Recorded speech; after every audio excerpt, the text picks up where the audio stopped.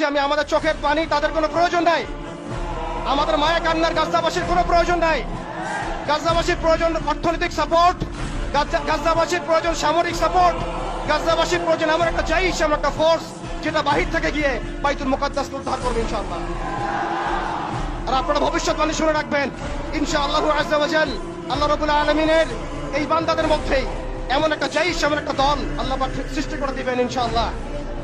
যেই দল, যেই জাইশকে পৃথিবীর কোন সেনাবাহিনী থামাতে পারবেন ইনশাআল্লাহ। শেষ পর্যন্ত তারা বাইতুল মুকাদ্দাস মুক্ত করেই ছাড়বে ইনশাআল্লাহ। শুধু সময়ের অপেক্ষা। তারা আমাদেরকে অপশন দিয়েছে, হয় আমাদের দাস হও, না হলে মরো।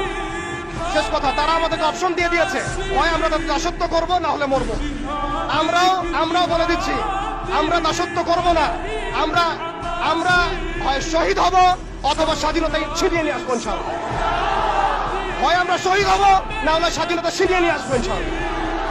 আল্লাহ পাক আমাদের বাংলা তাওহীদের জনতাকে কবুল করেন, আমিন। ওয়া আখিরু দাওয়ানা।